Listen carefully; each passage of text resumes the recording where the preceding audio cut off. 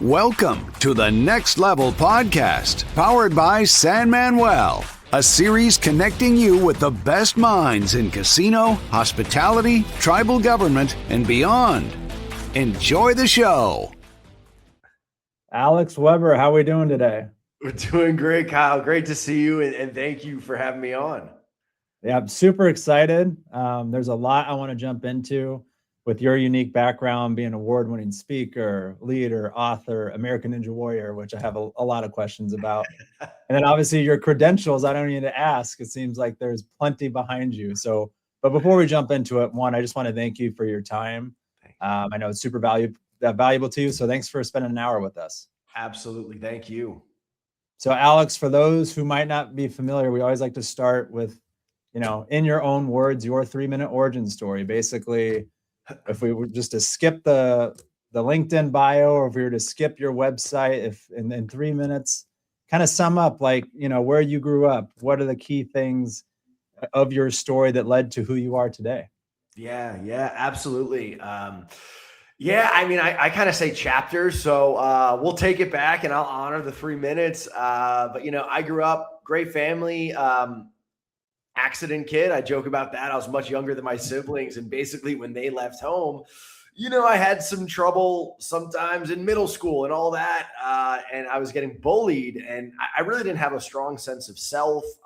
I had some close, really great friends, but I was always uncomfortable and all of that. And then the sport of lacrosse came into my life, and that really changed my life. And I learned so much about the gift of going after things and community and just what it gives you to give yourself to going after a big goal. And my dream became to play college lacrosse.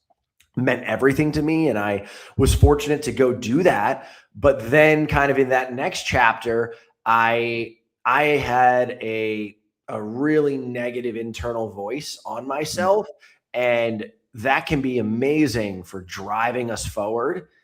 But that voice can get dangerous when it gets out of control and a little reckless. And that's what happened with me. Is I had all the skills and ability and drive and work ethic, but I had such a high standard that when I wasn't perfect, literally like when I wasn't perfect, I would beat myself up so much that what ended up happening is I never quit the team, but I just quit showing up as my fullest self, stopped taking chances, stopped going for things, kind of played this hesitant, comfortable, safe, which I think is the trap that we can all fall into.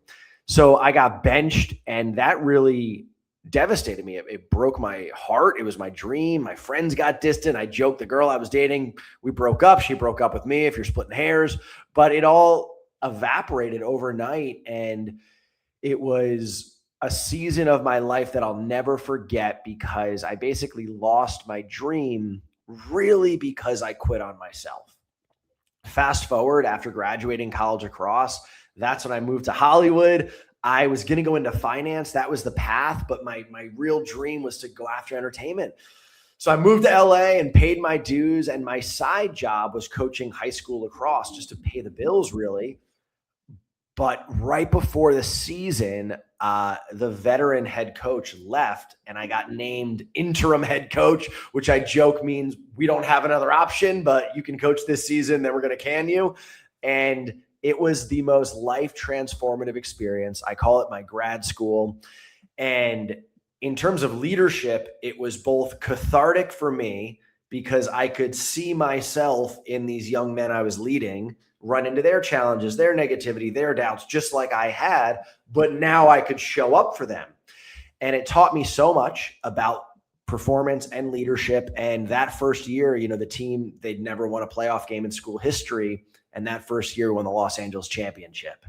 And I was fortunate to win coach of the year. And it was really meant so much to me and so much education there. And that's after about a couple of years more coaching, then that voice of, hey, you moved out here for entertainment. I thought, do I want to be a career coach? And maybe someday, but I said, okay, it's time to go after entertainment. And there's so many lessons here.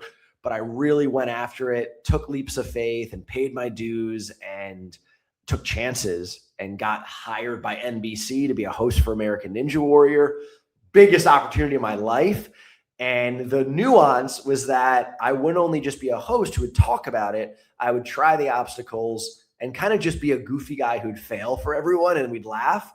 But after a year of doing that, right before the next year of filming, they said, actually, you need to be good at this. For this to continue, for you to be the host here, you need to become an expert at this. And a lot of times that's where I talk with the audience about, what do you do when you hit these changes professionally where you've been doing it and you're doing your job and it's going well, and now it changes the description, the roles, the duties, deliverables. And I walk audiences through really a framework of what do we experience internally and then what do we do about it?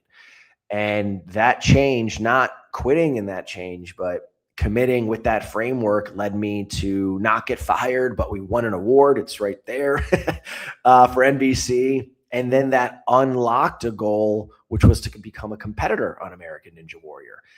So 2-time host, 2-time competitor, and only person to do that. Thank God for that opportunity. And thank you to NBC for the opportunity. And it really wouldn't have been possible without that really difficult challenge and that change. And so I often communicate that these changes, they carry with it a potential for new rewards, but the only way we gain access is by giving everything we got to it.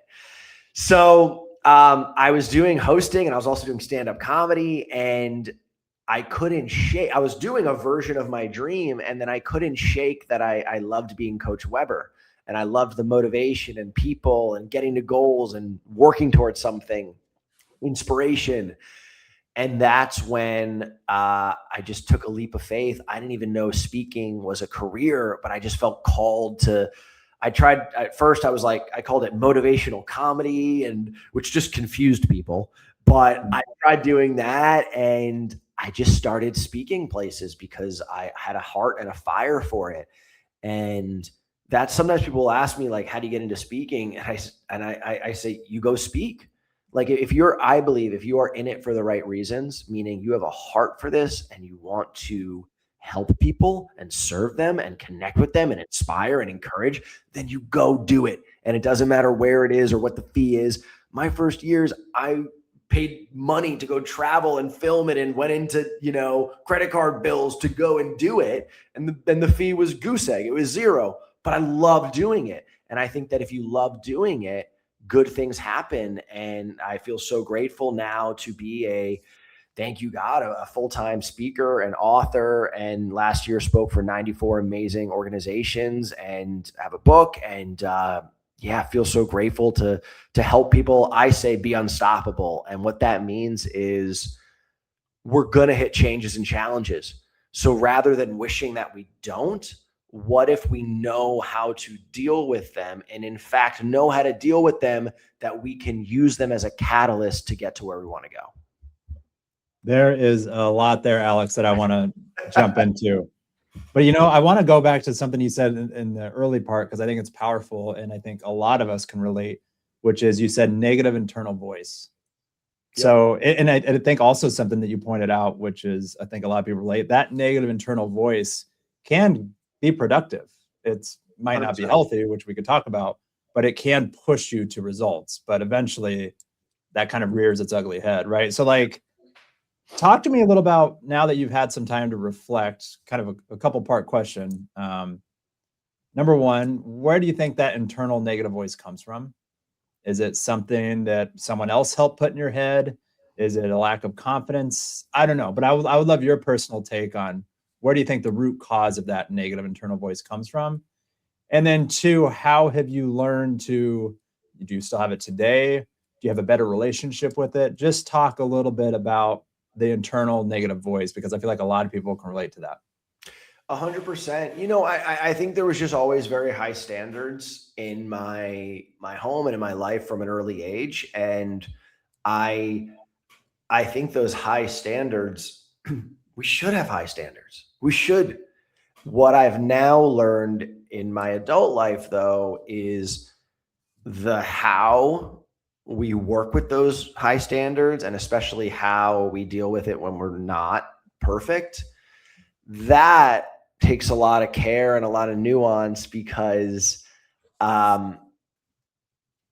you can either pile on and just think it's devastating that you didn't get the perfect outcome and really just, ransack yourself with negativity and all of that. Or you can tell yourself, okay, this isn't okay, which is, you want to be honest. This isn't okay. We should be doing better in our job. We should be doing better in relationships. We should be doing better in our lives. Why aren't we? And what are we going to do about it? If we're disgusted with the results that we're getting in our career, in our lives, good. We should be disgusted. But rather than falling into that pitfall and just beating ourselves up, oh, you're horrible at this. You don't know what to do. Okay, we don't want to be here. So let's use that as firepower, no messing around, and focus up and be so dedicated now to getting to where we want to go. But I say you want to just be really mindful with that voice of, is there value? Meaning, if that voice is saying, I can't believe we botched that deal. Well, you know what? You didn't prepare. You didn't learn about the client. You didn't show up early. Great, value. Let's do all those things the next time. But if that voice is saying, well, you're worthless, you probably just don't have it in you, why even go after this? Let's not even show up tomorrow. Is there value in that? Not really. So I think what helps is that voice is very subjective and emotional. So can you view it very objectively and almost clinically and take the emotion out of it? I think that's helped. And then just to ask that voice sometimes, is that true? Is that true? Meaning if that voice says, is playing out a worst case scenario for something you're about to go do, is that true? Oh, no, you don't know that. You're just projecting a fearful thought because we're scared. Okay, I don't know if I really need to listen to that. So just questioning it rather than taking it as these hard facts. Yeah, I kind of want to spin off of this a little bit because now you're such an amazing public speaker. Thanks. I want to get your take on this because, I that's been one of those ones I've really developed personally throughout my career. Is when I started, it was very much like I was that I don't want to do it. Yeah. Right. But what I have found, what's been helpful for me, curious to get your take, this negative voice we're talking about, especially when it comes in the form of communication, where you're going to speak in front of people. It usually goes something like, and you're right, maybe it is true. Maybe you're not prepared. Right. But then it gets unproductive. Right. And a lot of times when I talk to people, there's this sense of panic. I've had people tell me they can't hear themselves talk when they go talk to people, like this real fear that happens with public speaking. What has helped me as an unlock, and curious to get your thoughts, is usually that internal voice is selfish. Meaning it's thinking about, what if I mess up? What are they going to think? And what I have found is, like, unless you totally botch it, unless like it's a laughing embarrassment, they're not thinking about you, right? If you're not an engaging speaker, they're going to tune out. So rather than think about yourself, really channel that voice to be in the form of service, meaning, how can I add value here? If I'm speaking about X subject, how can I make this the most valuable way possible? And by leaning into that, I find that anxiety brain, and it still might be there to some degree, but it calms a little bit, because if you really are engaging in a way of bringing value, it's the opposite of that internal negative voice. It's just thinking about the self. Yes. What are your thoughts on that? 100%. I think that's such a good way of viewing it. And yeah, I mean, I'll sometimes reflect on that too. And I'll share with audiences too, especially in leadership. If you're focused on yourself, that focal point is inward, right? It's in here. And that voice can be nutty. So the voice is like, they're not going to care. I'm not going to do a good job. Or like, why did I wear this shirt? Or your hair looks stupid. The voice can say whatever it can say, but all of that, to your point, it is selfish and it's inward focused, versus if we say, what's helped me is just really seeing and I want to like humanizing, just if I can have a moment with people beforehand, or even just seeing the human being, in front of you, and then thinking, I really want to get through to that person. I really want to connect them. I really want to encourage them. I really want to offer them something that can make life better. It's freeing to your point, you're no longer thinking about who cares anymore about, does your hair have is it swooshed right? When you're trying to get through to someone who might be going through something really, really rough that day. And Right. maybe you can offer them something that gives them a little hope or encouragement or helps them. It's freeing. Yeah, 100%. Another one that's related to this, and it's really good for this platform, right? People trying to get to the next level. The one I hear a lot, it's kind of in the culture now, is imposter syndrome.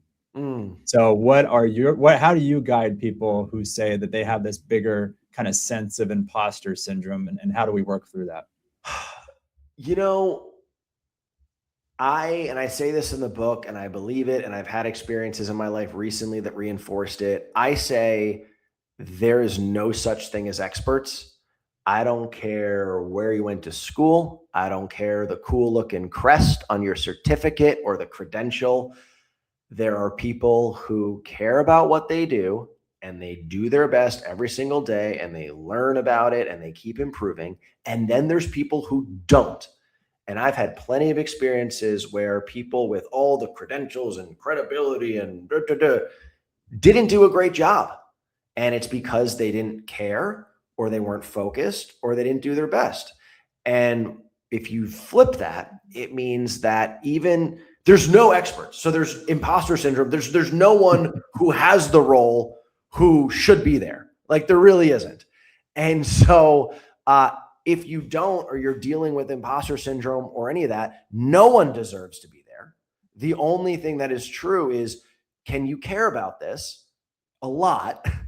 Can you do your best? And can you continually improve? And if you do that, two things are going to happen. One, the outcome is going to show and start to earn you confidence that you do belong there and you should keep doing this because you're getting the result that it's helping people or it's working out or you're doing a good job. And that proof is going to start to silence that negative voice.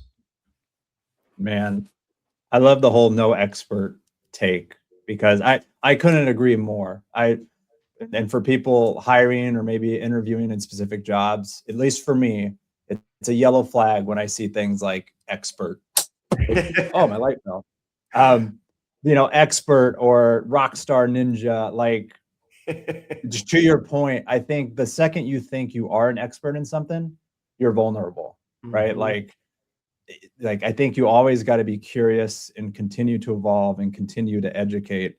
Otherwise, like what are we doing? Right. So I love that no expert take. 100%. When I was coaching, because I am a fun guy and I love fun. But what I would say to the guys when I was coaching is I've never thought messing around is fun. I've never thought not caring is fun or we're going to come out here and just goof around. That's not fun. What's fun is doing your best and winning with your friends and enjoying that experience of doing your best. That is so much fun. And I've had the experience, even professionally over the last couple of years, in different environments or work with people or passion project or things like that, where I've worked with people who have had, maybe bells and whistles of all the fanfare, but then would miss a fundamental. Right. And you're like, you don't get to do the bells and whistles part unless you really honor the fundamental principles. Yeah, 100%. I think there's a quote, I don't know who says it, but it goes along the lines of, we're all apprentices in a game which we'll never master, right? Like, and it's so true. 100%. That's good. Yeah. Switching gears a little bit, I want to pull on your coach angle here a little bit. So you've coached teams literally, but then also within business, right? I see all of your credentials right there. So you have a good kind of grasp and exposure to many different leaders and many different businesses. If I were to ask you, what's the one leadership blind spot you see pretty consistently, even with great organizations, what comes to mind as I say that? And every organization is so different. I would just say you got to cut out, Eddie, incongruency and skepticism. Okay. So you want to we're all imperfect human beings. And I would just say this for any leader in any organization or in families or, you know, friends. You want to be who you really are all the time. And you don't want people that you lead to ever experience you in one way and then witness you very differently in another way. Because what that starts to say is, can I trust you? Because in this moment you were like this, but then you weren't even talking to me, but I saw you interacting with that person and I overheard this. And that's very different than what you were saying to all of us as a whole.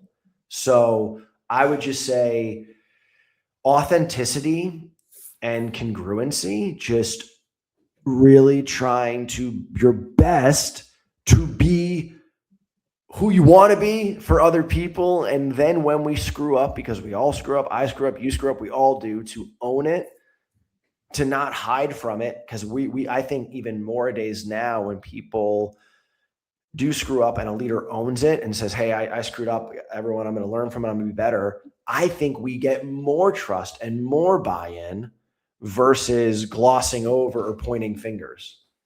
Yeah. I think you bring up something really powerful too, is, you know, I think anxiety, a big part of it is uncertainty, right?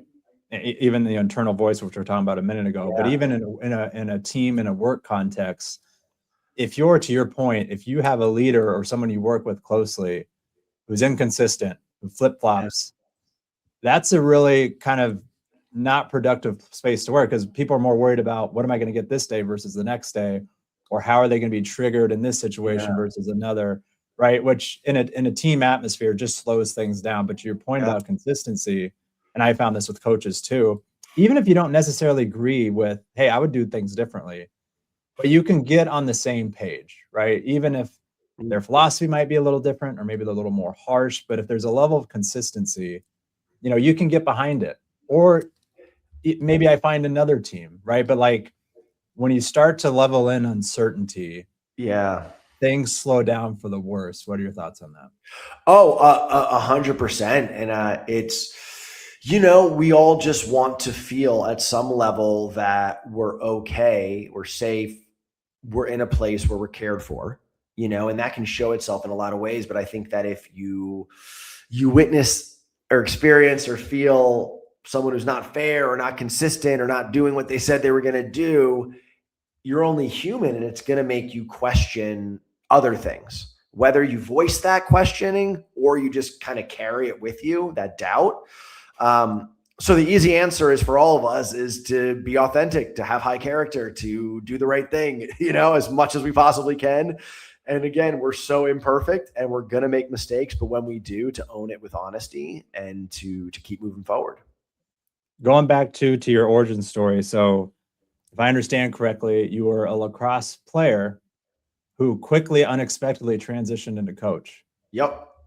I think a lot of people can relate, because people possibly listen to this podcast or maybe put in leadership positions of like, like, you know, like I wanted this kind of in a way, or maybe I didn't, but I got put in this manager position, director position, whatever position where I'm leading people maybe for the first time. What are some lessons learned through that process? Because you got to be a young guy, and now, wait, this guy was a player, now he's the coach. There had to be a little bit of level of uncertainty, right? Of the players, of being like, wait, Alex is the coach and he's taken over, and what we're going to do. Like, just give us some macro thoughts on kind of lessons learned from that time period of, you know, setting a culture, defining a vision, obviously leading to success when you were coach of the year. But looking back, what are some lessons you learned that also are tangible for new leaders out there? Yeah, I mean, there's so many things that come through my mind. I mean, one, and I'm grateful for it, I think an interesting vantage point is exactly what you said, which is in a matter of months, I went from a high level performer. I played all 4 years. Aside from that 1 year of getting benched, I started my freshman year, my junior year, my senior year. You know, I had ups and downs, and basically in a series of months, I went from a Division I college starter to coaching a program. And it was a really interesting vantage from being under a leader to now being the leader. And one thing that helped was, we can all do this, is you can reflect on leaders in your life and just think about, what did they do that really was phenomenal? inspired you, made you feel trustworthy, safe, and do that. And then think about the leaders in your life that you didn't really love following and what was it about them? And then do the exact opposite. If it was that they weren't consistent, be consistent. If it was that they were really volatile and they would get upset all the time, okay, don't do that. So you can literally look at your past experiences and then create the playbook for what you want to do. And then, yes, the athletes did have doubts. The families had doubts. The other coaches had doubts. I had my own doubts. But I mean, I joke with like the proof's in the pudding. Like if you show up, and I remember right before when they offered the job, I actually was thinking about quitting coaching because I didn't have the fire anymore. I didn't have the love of the sport. I thought I was burnt out. But really, and this is so important, it wasn't that I was burnt out or didn't have the love of the sport. I was just not in the right role. At that time, I was an assistant coach to a head coach who wanted to do everything. And so I was just kind of like showing up to practice and I didn't really have a role. And I was just kind of like, I think I'm done with this. And then that coach left. And I thought, I honestly reflected. I'm like, do I even want to be the head coach? Do I want to just say good, And I talked to my mom about it, I remember, and I just said, you know what? I'm going to go all in. This is a 3-month season. I'm going to give this everything I have. And then I'm going to say goodbye to the sport that I've played since I was 5 years old. Why I say all that is the X factor is I'm going to give this everything that I have. And I feel like when we hear that statement, we can chalk it up into some grandiose cliche language. But when you distill down what that actually means, it means you are going to give this everything you have.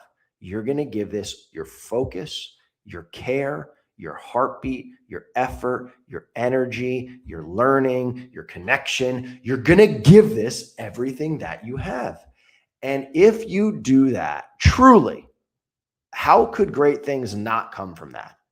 If you give your human 100% capital to something every single day, day in, day out, relentlessly, how could great things not come from that? And there was a tipping point. And I'll also say in terms of culture, I was like 24, 25 years old when I took over the program. I was young. I was by 20 years from the other head coaches. Own it. Own it. I'm not that much older than these 18-year-olds and 17-year-olds that I'm coaching. So own the energy. Own that we have a little chip on our shoulder. Own that we have some swagger. Own that we're going to play a little different music and we're going to look a little different when we walk on the field and we're going to act a little different. And own what makes you your culture. And when you get that buy-in, you just get such a bond with everyone. And the last thing I'll say is the most transformative moments and the most fulfilling were when there was some players who had 1 foot in and 1 foot out for various reasons. One player who was doing it just because he could have it as college resume. And he did 99 other activities and he went off to Harvard. Another player who was honestly more interested in partying and other things.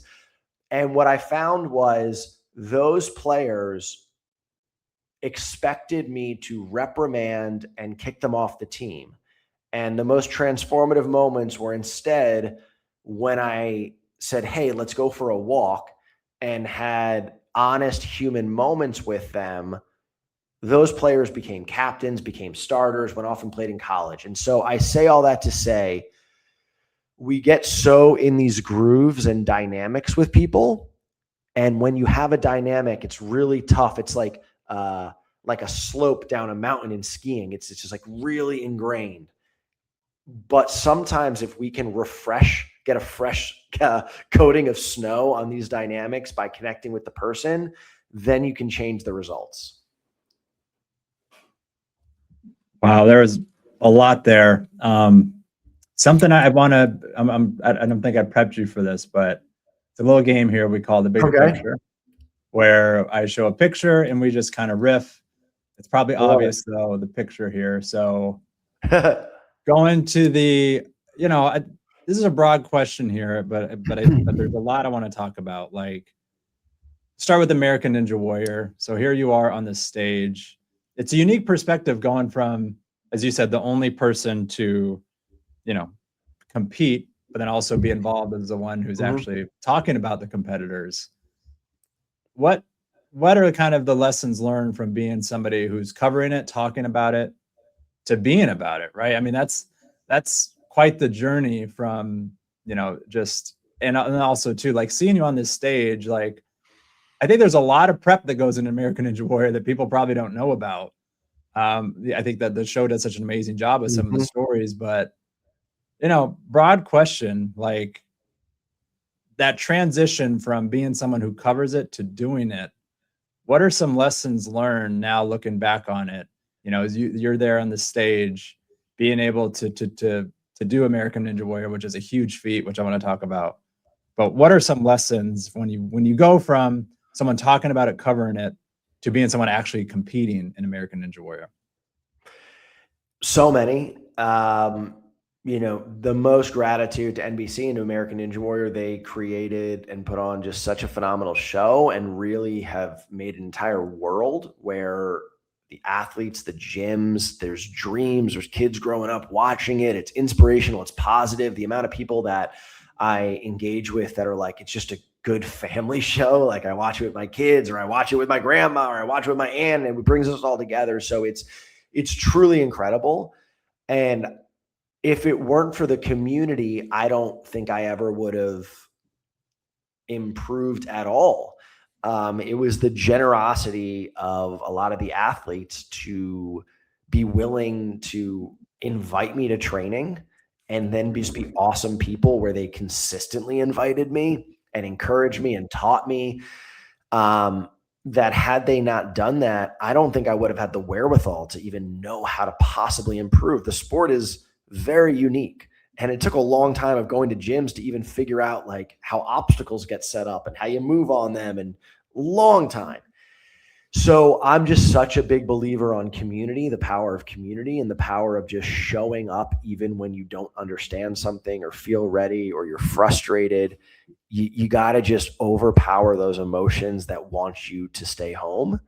And you got to just show up and learn from people and have humility and improve.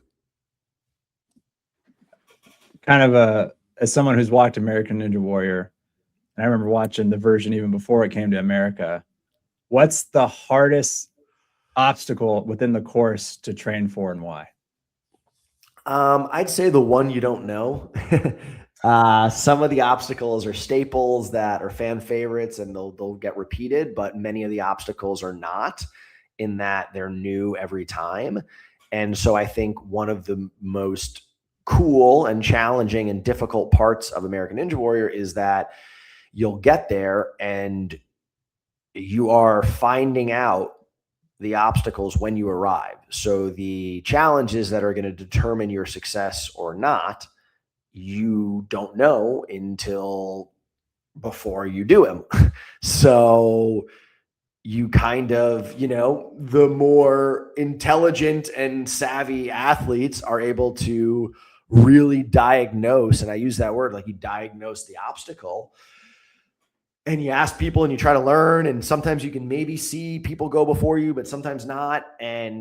But really, you don't, even if you guess what you think it's going to be like, you don't know it until you're on it. And I think one that got me my first year was I just didn't know how to move on this. I'd never been on something like it. And I thought it would move this way. It moved a way other different way. And that's just experience. And then the next year, the one that got me was it was like a pretty dynamic move. And I was like, I could either I guess I would say strategy. I could either reach across carefully, or I could really swing towards it and try to grab on it, because I didn't know if going lower speed or higher speed would be better.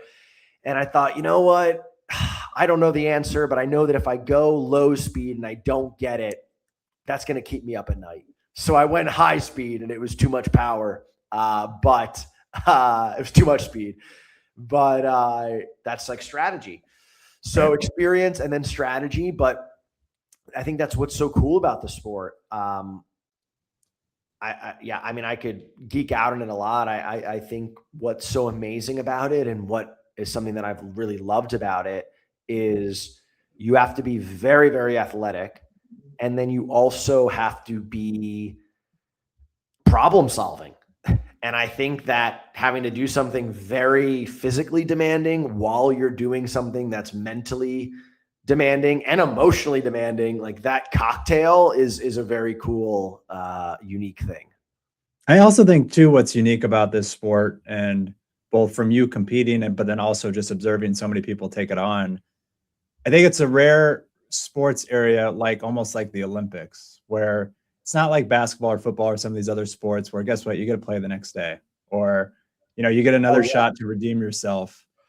When you fall like unexpectedly, and Mhm. maybe it was just one wrong step or one wrong footing, and you're in the water, that's a different animal than a lot of sports, because then it's kind of going back to like you could speak to this better than I, obviously, but like the frequency of American Ninja Warrior. But to my knowledge, it takes a while for you to get back on that stage again, so to speak, and compete.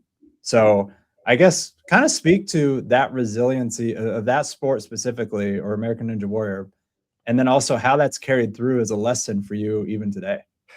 Yeah, I mean, you're exactly right. There's a lot of people apply and not that many get selected. And so you don't really know if you'll compete again. And if you do compete again, it's 1 year later.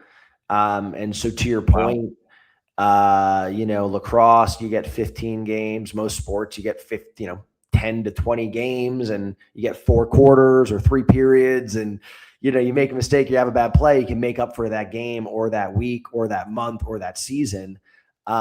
You don't in this, and you carry it with you. And, yeah, I mean, I think it's more similar to like probably the Olympics in that regard, where there's a lot of time and it distills down to very, very impactful moments. And yeah, I'm a big believer of we are the result of what we do in so many consistent moments each and every day, every day. And then there are big marquee moments in our lives, in our relationships, in our work, in dreams and goals. There are big moments, and I think the big moment ability, that is a quality that we really need to develop and put ourselves in situations so that we want to be in those moments and can deliver.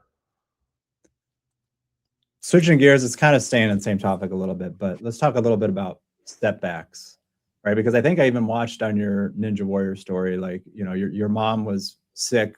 Mhm. Um, that was a personal challenge that you had, right? But obviously being there for your mom, and trying to push through. And I'm sure there's several, right? But I've doing my research, it seems like you've had your own personal setbacks, but also unique perspective of how you can use those and how you can, you know, push through those to your best ability. So take this question where you want, but how do you encourage people who might be listening to this now, who are going through a rough time or just feel a little stuck?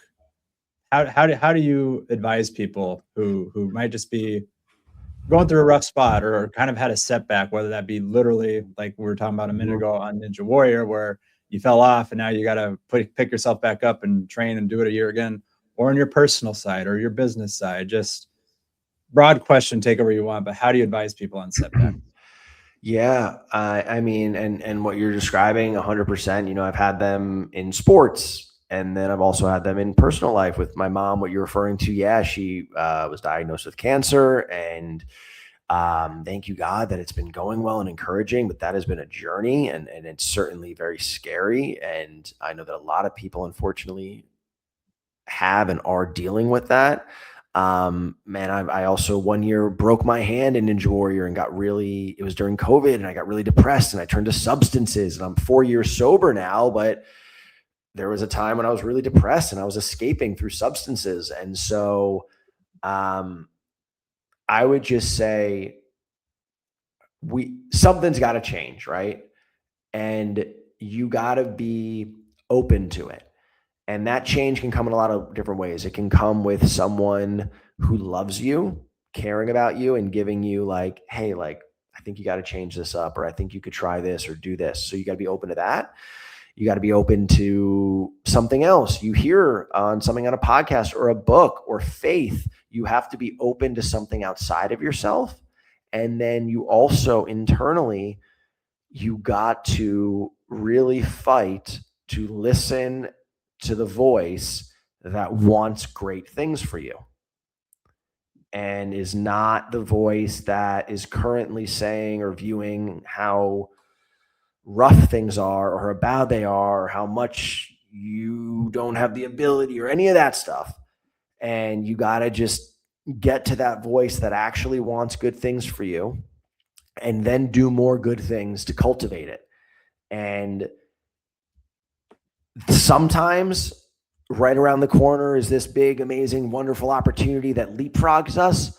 But in my experience, it's been more likely that it's today, I'm just going to do more good things.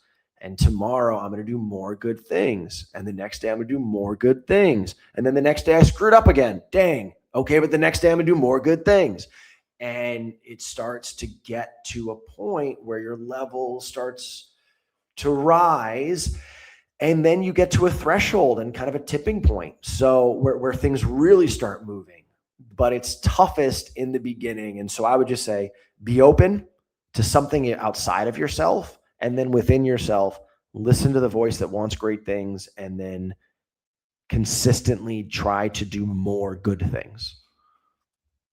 I love that. And I want to build on something you mentioned there, because when I hear that, I also think of the word momentum, right? Like momentum could go either way. It could go in a wrong direction that leads you off your path, but then also it could be a building block that then, continues to build positive momentum to whatever your goals are. So curious to know, for you being, a high performer and also dealing with high and performing individuals and leaders of all different functions, what are some, call it 3 habits, maybe less, maybe a little more, but 3 practical habits that you find that good leaders have that all of us can adapt, to be more on a positive trajectory? What are some of the things maybe you've implemented, you practice, or you've seen in others as it relates to winning habits that kind of builds this positive momentum that we're speaking about?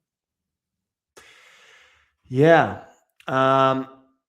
I'll say one is an identity and a standard. I think about Coach Signetti, who just took over Indiana football the last few years, turned them from an irrelevant losing team to 16-0 national champions. So you want to have a standard of winning, a standard of how we do things. I just spoke for an organization, amazing organization. It was their awards night, and the CEO was on stage. And as the award winners came up, he was just rattling off, not on a prepared index card, but just this guy, this lady, and just really specific nuance of like what they'd been doing or things in their life for like 20 people, and it's caring about the people and how they're doing and how their work, and not just looking at like, oh, their output on a sheet, but you're like, oh, Todd in Birmingham, Alabama has been really developing our thing. He's doing this and he's working with people over here, and Stacy over in Portland's doing this, and and just, so I would just say really caring about the people and their growth and what they're doing. And that honestly is what I was fortunate to win championships as a coach, is because of that. So I'd say standard, I would say coaching. And then, you want to be that. I don't think you have to be bubbly and loud, but I think you have to be an encourager. You have to have a voice that is, we're going to get there. We're going to get there. And I've seen many amazing leaders who are very quiet and analytical. You don't have to be all gregarious and all that, but still their voice is one of, we're going to get there. We're going to do what's needed, and we're going to get there, and we're going to do it together. And I think when you have that, it's very, you want to be a part of that. You want to be a part of that. And I think it builds trust, because they have confidence in their ability and a set vision. I love that. Standard of how we do things, caring about people. And then, a note that I wrote down, the voice of, we're going to get there, kind of that vision and that encouragement. That's amazing. And I want to ask too, so I see your book back there, Fail Proof. So give us a little quick high level. What does fail proof mean? And why is that the title of that book? Yeah, and it's funny because I'm kind of in the weeds getting set for, God willing, book number 2. And so I've reflected a lot on this one, which is a few years ago, and it's fail proof. Ninja Warrior is so much, you either succeed or you fail. And I joke because when I was hosting, no one had more fails than me, nobody. And then I'd go to the gym and train, and my fails per hour were off the chart. And so fail usually is this very negative stop sign. It ends. And I do think that's true for failure.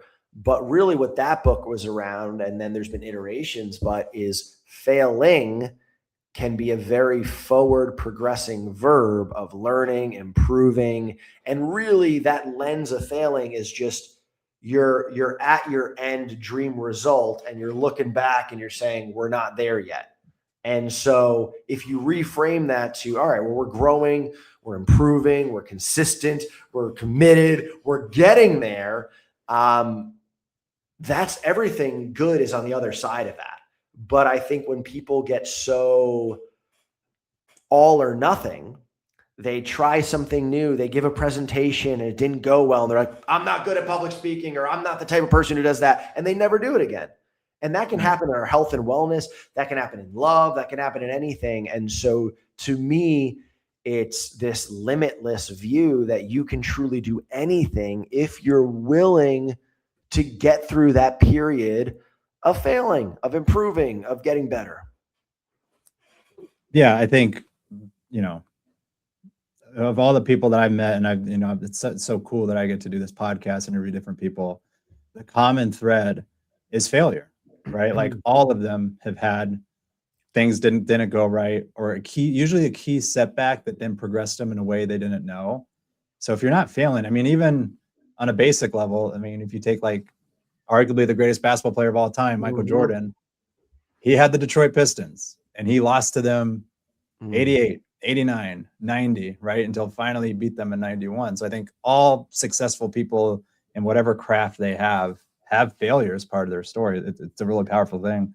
And I want to ask you, because it feels like, you're this me observing in this conversation. I feel like your superpower is kind of, grit, but also this inward reflection. Like you've spoke several times about your voice, right? So that means that I feel like you're very self-aware, at least try to be. So I'm going to ask you call it the superhero question. So if you had to narrow it down to one thing, like above all else, the people who know me and myself, if they had to say Alex's one superpower is blank, what do you think that is? I would say probably the one that I get most often, but there's a layer behind it. Probably the one that I get most often is that I'm very positive. And I am very positive, but I think it's because I know what it feels like. It's not delusional positivity. I know what it feels like to be very negative. I know what it feels like to have negative people around you and to be in dark moments. And so I think that's why I'm so passionate about positivity and hope and making good things and all of that. And so I would just say grounded positivity or real positivity, probably. And on the other side, what's your kryptonite? What's the thing Alex is still working on? It might not ever be a superpower, but what's kind of your personal blind spot that you're kind of aware of? Because you spoke so well about so many things, but what's the thing that's like, if you had to say my kryptonite, it's this, what would you say? Yeah, I would still say that at some level, I still have fear of not being enough, or I think it all, can distill down to, what if you're not perfect, you don't do great outcomes, you don't do great work, you don't show up in your relationships perfectly. What if you're then not loved? And so I think that fear can be really sneaky and try to show itself in our lives in different ways, where we cling to things or experience things through that lens of fear rather than what's actually happening. And so I think just trying to ground more in reality of what is actually happening, and to have more trust and faith rather than fear. Yeah, and I appreciate you saying that answer. That's a really powerful answer, and I think a lot of people can relate of not feeling enough. I know that I've actually talked about that with my wife. I feel like sometimes when I am really dead set accomplishing things, sometimes I do that inward reflection of, is that kind of that not enough feeling or not? But Yeah. curious to know for you in those moments where, you feel like that voice is coming, like, is this somewhere out of not feeling enough or not being enough? How do you work through that? And how do you advise people on that? I I think awareness, right? Just like you and I are saying, and I appreciate what you shared. I think awareness is very big, and just kind of reflecting of, am I behaving or experiencing this through that lens, or am I experiencing it through really me? And can we move, if I'm experiencing it through fear or all that, can I move it to trying to experience it through trust and love and hope? And yeah, and again, like, we're imperfect, but awareness is really powerful. I think it can diffuse the severity of it, because once we're aware of it, we're like, oh, okay, like, even though I'm experiencing it, I kind of get what's going on here a little bit more. And yeah, and then to remind ourselves of maybe the truth of our relationships, the truth of our work, facts, rather than that loud opinion of the fear. Yeah. When you were speaking there, it made me think of this video I saw the other day. It was on social, but it was funny, but it was pretty powerful too. It was this guy, and basically it was a comedian. His self pops up, and he's like, "Hey, your younger self can come hang out with you for 20 minutes. Do you want him Mhm. to?" And he's like, "Man, he's gonna be so disappointed, like whatever." And he's like, "Oh, you got to do it." He's like, "This is a one-time offer." He's like, "All right." The kid comes in, his younger self. It's him, but it's him as a younger kid. And he's like, "Listen, buddy, I'm sorry we didn't become an astronaut or whatever." And he's like, "Oh my gosh, you have an apartment?"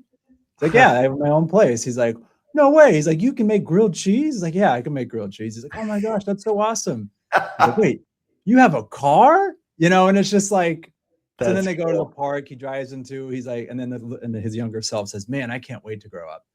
And That's I watched that video a few times, and I just saw the sentiment on the video. I just feel like so often we're just so hard on ourselves for no reason, right? Like, yeah. I know there's a lot of work about the inner child and stuff, but like, I feel like sometimes, something I'm getting from this talk is, and it's powerful for leaders and people trying to aspire to do bigger things, is also just take a minute and have humility and gratitude for what you've done, Yeah. right? We're always kind of measuring ourselves to these impossible things, or maybe the things we see online, and where you're at is where you're supposed to be at. And maybe it's not gone to T, or maybe it hasn't gone exactly as you drew it up, but there's beauty in the journey, and to take a moment and just to be proud where you're at, and zoom out as further as possible. And that video that I just mentioned, like, a Yeah. little kid would be stoked, and I'm sure yours would too, if he's like, "Oh my gosh, you did American Ninja Warrior?" Like, "Wait, how many people have we spoken to? Wait, you wrote a book?" So like, just Awesome. to sometimes zoom out, I think is really powerful, don't you think? That's so cool, man. I love that. You're gonna have to send me that video, but I get chills with that, and man, that is right on.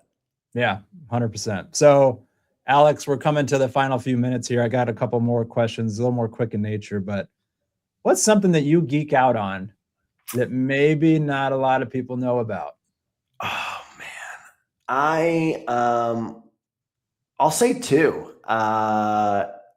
One is, I used to be a really competitive tennis player before lacrosse, and now tennis has come back in my life, and so I kind of geek out on that. It's really fun. I love that it's very crazy athletic, and then also super technical, and I love that.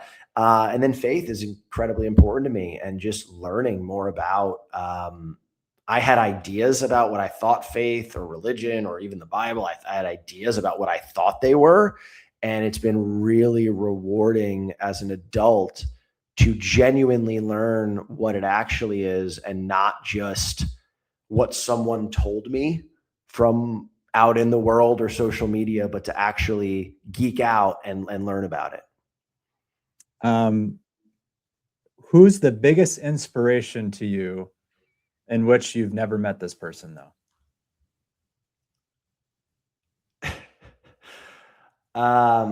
And you said I've never met them. Yeah. And it doesn't have to be the biggest, right? Because there's a lot of pressure when I say that, but maybe someone who's had a great, profound impact on you from afar, someone you haven't met. Yeah. I mean, there's a lot of people I'll say, you know, on earth, right now, um,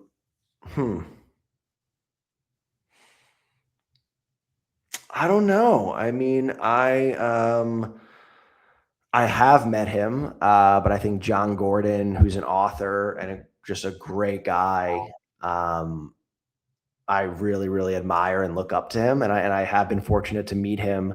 But I just think the way he encourages people and his expertise and how he speaks and how he writes, yeah, John Gordon, I think is just a phenomenal, phenomenal person. Alex, if we had 1 minute and we could jump in the time machine and go talk to your 20-year-old self in that 1 minute conversations, what would you be telling that 20-year-old kid? Oh, I would say I'm kind of embodying it. 20 years old, I'm going into like probably my senior year. I would have just said like, hold it a little bit looser. Like really care about this and really do your best, but try to enjoy it a little bit more. And then focus up on what you really want, give your best to it, and you will do great things.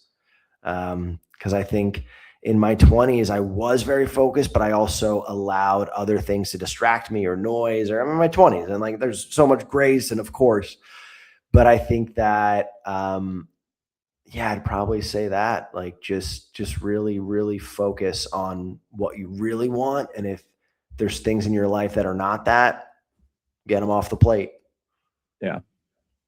Alex, when you go to like kind of unplug, so to speak, when you're not doing all the cool things we're talking about, writing books, motivational speaking, what are some of the things we could catch you doing? Like what do you do on the personal side? Yeah, I mean, honestly, just spend time with my wife is number one. Yeah, a year and a half married and so grateful for that. And just like simple time, whether that is like going out to dinner or going to see the community at our church, or just like laughing and watching a silly show and making food.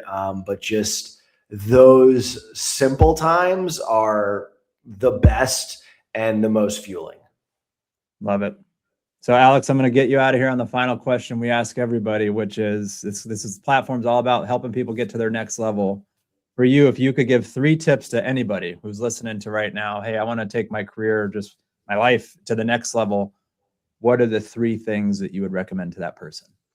Yeah, I would say get really brave on and honest on what do you really want? Like, what do you really want? Not the practical answer, but like, who do you really want to be and what do you really want? Next, I'd say, why isn't it happening? What's stopping you? Is it time? Is it resources? Is it just that you're not believing in yourself enough to take the first step? And then step 3, I would say, now that you know what you want and why it's not happening, what are you willing to do today and tomorrow and the next day so that it does start happening?